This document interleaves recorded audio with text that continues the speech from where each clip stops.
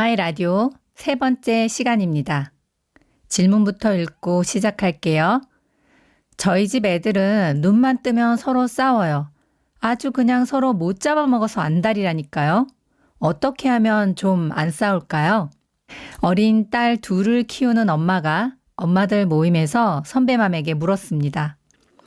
나보다 먼저 아이를 낳아 키운 엄마들에게는 뭔가 특별한 비법이나 경험이 있을 것만 같았기 때문입니다.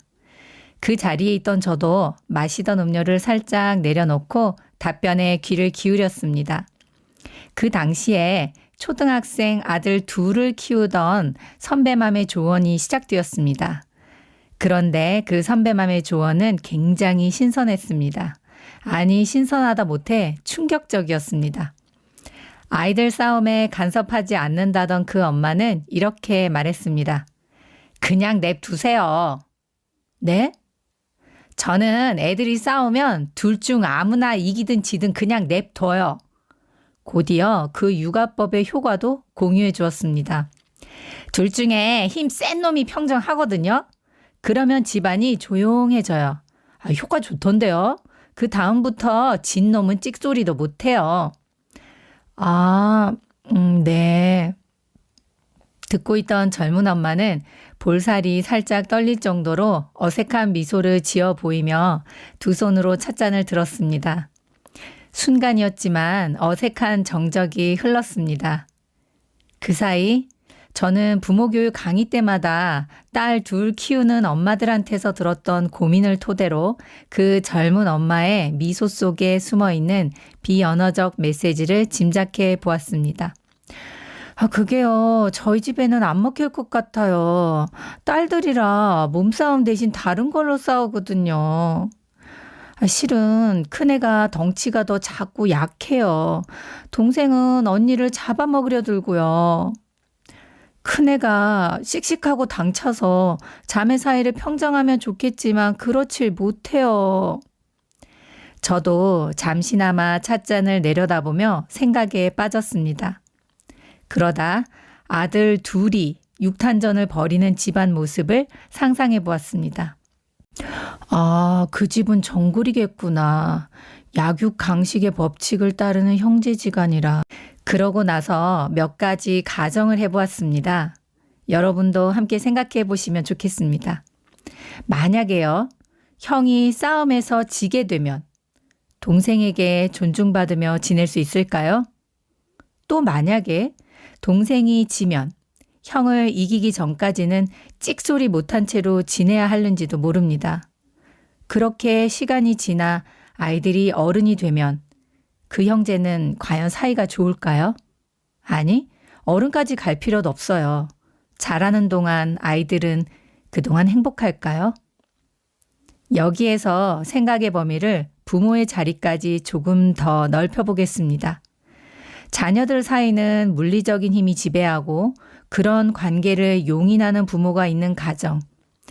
그렇다면 언젠가 자녀가 부모보다 덩치가 더 커지고 힘이 더 세지게 되면 혹여 부모를 업신여기지는 않을까요? 그때 그 가정은 어떤 모습이 될까요? 대화나 소통보다 힘과 권위가 지배하는 가정이 아닐지 깊이 생각해 보아야 할 것입니다. 애들 싸움에 개입하기를 싫어하는 엄마들이 있어요. 힘들어서 그렇겠죠.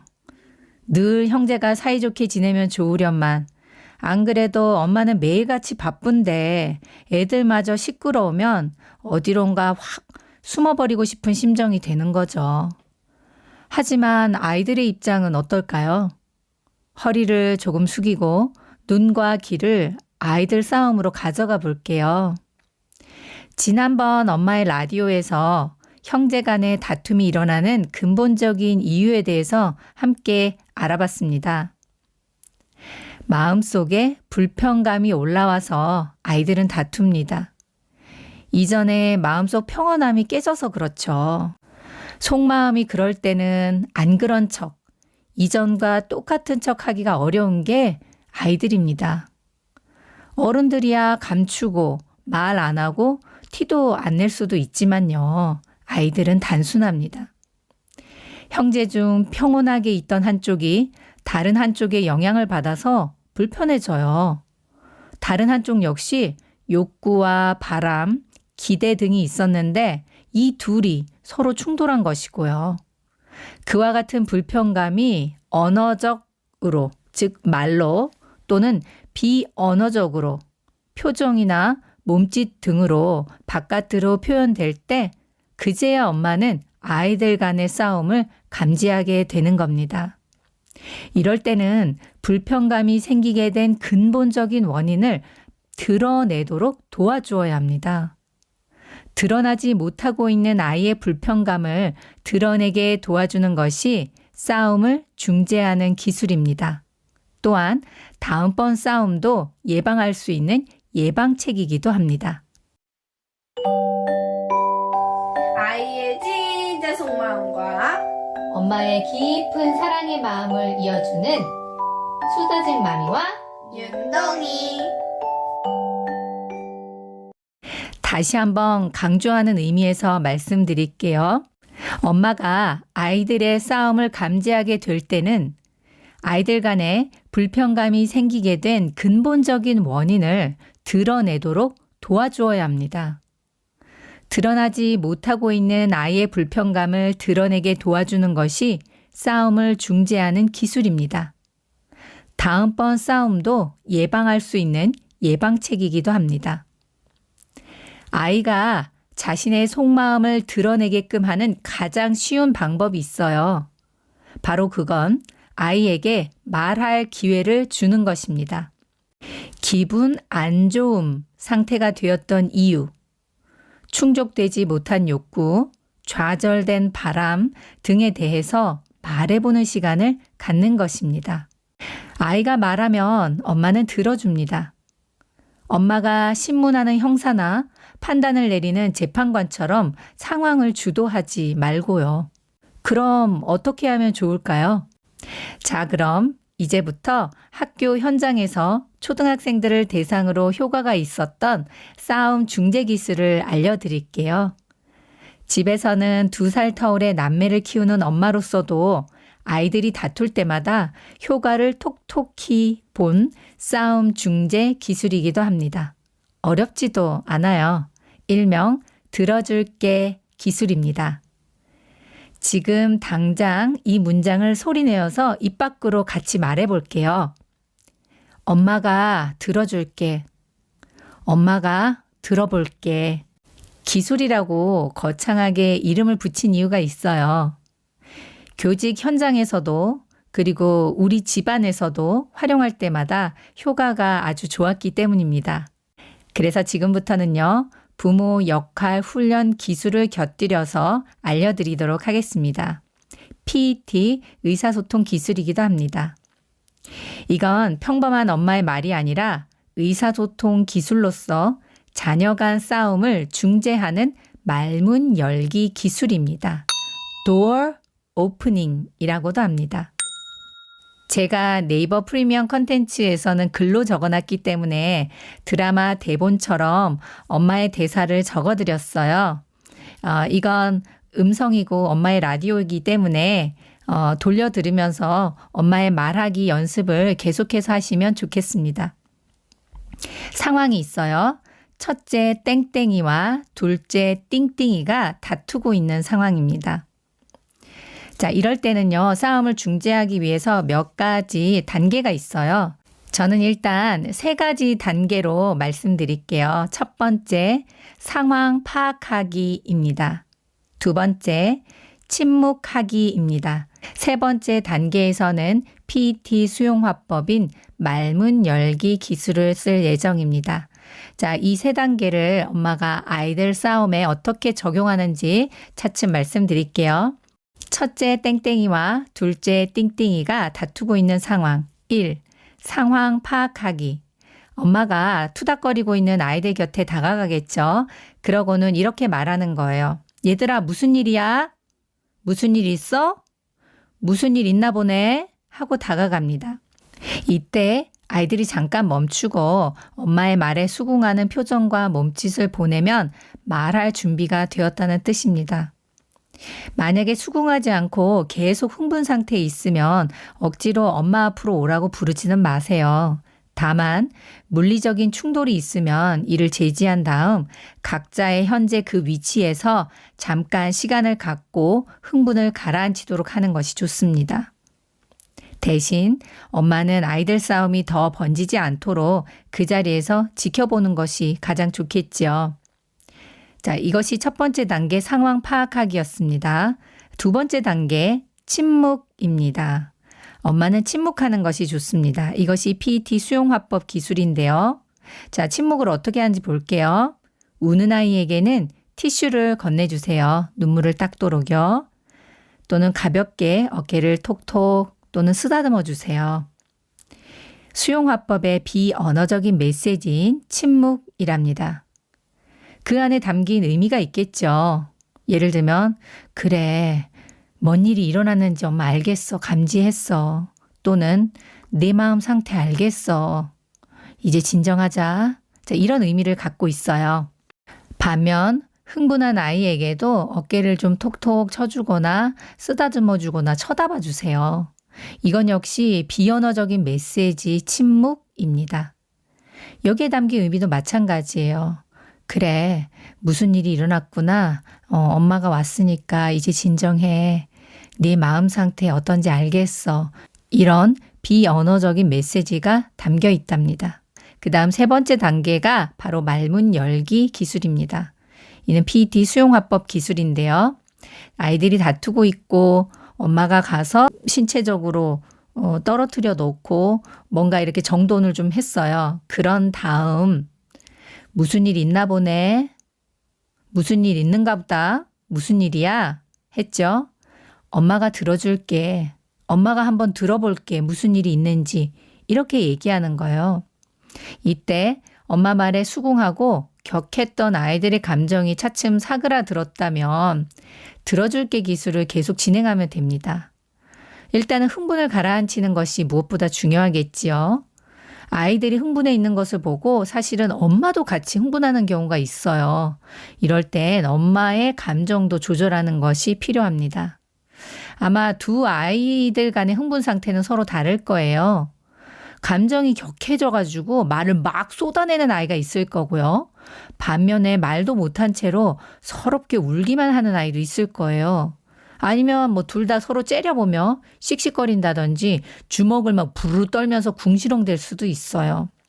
그나저나 아이들이 처음에 싸웠던 상태보다 감정이 조금 가라앉았고 엄마 앞으로 뭔가 말하고 싶은 게 있어서 왔다면 이것은 비언어적인 메시지를 건넨 겁니다. 뭔가 하고 싶은 말이 있다는 거예요. 근데 이때 서로 막 억울하다면서 말을 마구마구 쏟아낼 수가 있어요. 그쵸? 흥분해서. 그럴 때 엄마는 이 말을 해주는 게 좋습니다. 아이들 둘이 한꺼번에 말을 한다. 그럴 땐 아니 잠깐만. 아니 둘이 동시에 말하니까 엄마가 알아듣지 못하겠어. 이렇게요. 잠깐만. 지금부터 엄마가 한 사람씩 차례로 말을 들을게. 동시에 말하면 엄마가 못 알아들어. 알았지? 자, 이렇게 말해주는 거예요. 그리고 나서 이제 한 아이가 말을 시작하겠죠. 그게 꼭 첫째 아이거나 맞이일 필요는 없어요. 둘 중에 한 사람이 먼저 진정되어서 말할 준비가 되었다면 그 말할 준비가 된 아이부터 엄마가 먼저 쳐다봐주고 대화를 해주면 됩니다. 그래서 이제 한 아이가 먼저 말을 시작했어요. 그게 첫째든 둘째든 뭐 막내든 형이든 간에요. 근데 한 아이가 말하고 있는 중에 다른 아이가 끼어들어요. 왜냐면 그 말을 듣다 보니까 내가 불리해지거나 억울한 부분이 있거든요. 내가 말할 게 생각이 났어요. 그럼 막 끼어들겠죠? 그럴 경우 엄마는 이렇게 말해줍니다. 아니 잠깐만. 또 동시에 말하니까 엄마가 알아들을 수가 없어. 이렇게요. 그런 다음 아까 형이 먼저 말을 하고 있었다면 형이 하던 말 다 끝내면 네 말도 엄마가 들어줄게. 잠깐만 기다려. 흥분 가라앉히고 이렇게 말해줍니다. 그리고 이제 말을 먼저 시작했던 아이가 그랬어요 하고 더는 할 말이 생각이 안 나면 그 말을 마무리 짓게 될 거예요. 그때 그 아이에게 이렇게 물어보세요. 땡땡아, 하고 싶은 말 다 했어? 일단 기억나는 말은 다 했어? 이렇게요. 그런 다음에 그럼 이제 엄마가 띵띵이 얘기 들어줄게. 이렇게 하는 거예요. 그리고는 띵띵이 말을 들으러 엄마가 이제 눈을 맞추고 쳐다보는 거죠. 말할 차례인 아이에게 이제 엄마가 고개를 돌려서 자, 띵띵아, 이제 말해봐. 엄마가 네 말 들어줄게. 이렇게 말하는 겁니다. 그런데 이번에도요. 띵띵이가 말하고 있는데 아까 먼저 말을 하고 끝냈던 땡땡이가 지 말을 하고 싶어서 끼어들 수가 있어요. 그럼 이때도 어떻게 말해주면 좋을까요? 예, 아까 했던 말 그대로 돌려주면 돼요. 아, 잠깐만. 엄마가 띵띵이 말 듣고 있는데 땡땡이가 동시에 말하니까 알아듣지를 못하겠어. 아까 다 하지 못한 말이 있나 보네. 그러면 엄마가 네 말을 들으러 다시 갈 테니까 좀 기다려. 지금은 띵띵이 차례니까 일단 다 듣고 너의 말도 들어줄게. 이렇게요. 자, 엄마는 아이들의 말을 들어주면서 관찰하는 거예요. 아이들의 감정 상태가 어떻게 변하고 있는지 한번 살펴보세요. 여전히 아까처럼 격한 흥분 상태로 남아있는지 또는 부정적인 감정이 점차 사그라들고 있는지 좀 보세요. 그런데 이때요, 주의할 사항이 있어요. 엄마의 판단이나 충고, 조언 등은 최대한 보류하세요. 아예 하지 않는 편이 가장 좋습니다. 왜냐하면 아이가 감정적으로 불편감을 느끼고 있을 때는요, 아이들 귀에는요, 엄마의 이성적인 훈계가 들리지 않아요. PET에서도요, 이런 부모의 말하기, 판단, 충고, 조언 등을 하는 말을 의사소통 걸림돌이라고 하고 있습니다. 또는 대화의 장벽이기 때문에 12가지 대화의 장벽이라고 일컫고 있어요. 그럼 이런 질문이 생기겠죠. 아니, 듣기만 하다가 훈육이나 훈계는 언제 해요? 애들 좀 가르쳐야도 따끔하게 이러실 수 있어요. 그런데 사실 듣기 기술은요, 누가 잘하고 잘 못했는지를 가려서 가르치기 위한 것이 아니거든요. 지금 이 순간에 아이들이 느끼고 있는 불편감에 대해서 말해보도록 기회를 주고 허용하는 기술이 바로 듣기 기술이에요. 엄마의 말 한마디가 기적을 만듭니다. 우리 엄마 그런데요. 엄마의 말은 아이들을 위한 기도가 된대요. 엄마 따뜻하게 말해주세요. 우리 엄마는요. 수다쟁 마미입니다. 일단 마음속에 있는 불편감을 입 밖으로 내뱉는 것, 그리고 그 말을 수용 화법으로서 엄마가 들어주는 것만으로도 치유의 효과가 있습니다. 아이들은 다양한 이유로 다투게 됩니다. 그렇지만 그럴 때마다 불편감을 느낀 아이와 그 불편감에 대해서 표현할 수 있도록 꼭 시간을 가져야 합니다. 좋은 관계가 되려면 서로를 이해해야 하잖아요. 그 이해를 바탕으로 존중하고 나의 욕구와 상대의 욕구가 함께 충족될 수 있는 조율을 할 수 있을 때 아이들 간에도 싸움의 횟수가 현저히 줄어듭니다. 그렇지 못하면 머지않아 비슷한 양상으로 또 싸우게 될 것입니다. 듣는 입장인 부모는요, 자신의 생각이나 감정, 느낌은 드러내지 않으면서 아이들의 불편한 마음을 알아차려주고 말할 기회를 주어야 합니다. 자, 그럼요. 이번 엄마의 라디오 에피소드를 마치기에 앞서서 시작할 때 언급했던 선배맘 있지요? 애들이 싸우면 둘 중에 힘센 놈이 이기게 놔둔다는 그 어머님이요. 그 선배맘에 대해서 여러분께 여쭤볼게요.